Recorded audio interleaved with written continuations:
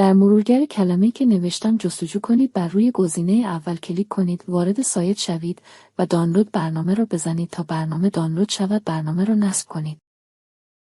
بر روی کیف پول ایجاد کنید، کلیک کنید. بهتون کلید خصوصیتون رو میده، روی کپی بزنید و رمز رادرجای امن یادداشت کنید. یک عکس از صفحه گوشی بگیرید، رمز رادریک دفتر بنویسید تا در صورت فراموشی یا حذف برنامه از گوشی بتوانید آن را باز یابی کنید. روی گام بعدی بزنید.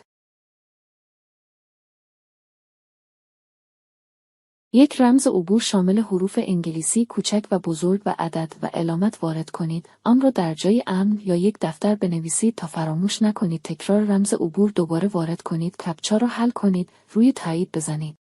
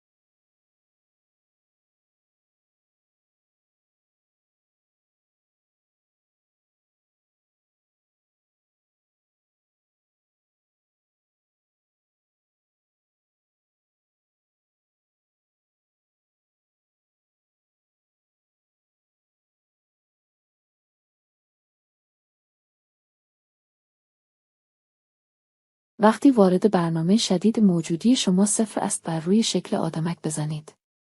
گزینه دوستان را دعوت کنید بزنید. ازتون کد معرف میخواد که تو کانال قرار دادیم، وارد کانال ما بشید.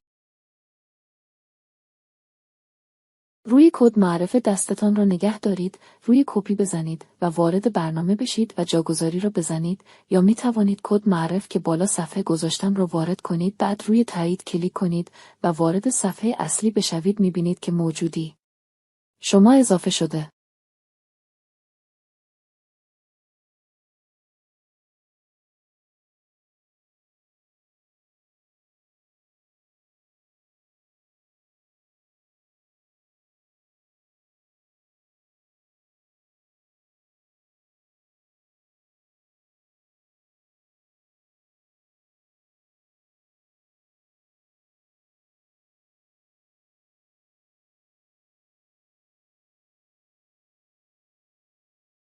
بر روی علامت تلگرام بزنید، دوباره برگردید به برنامه و بر روی علامت ایکس بزنید و برگردید دوباره به برنامه. می‌بینید که 4000 توکن به موجودیتون اضافه شده.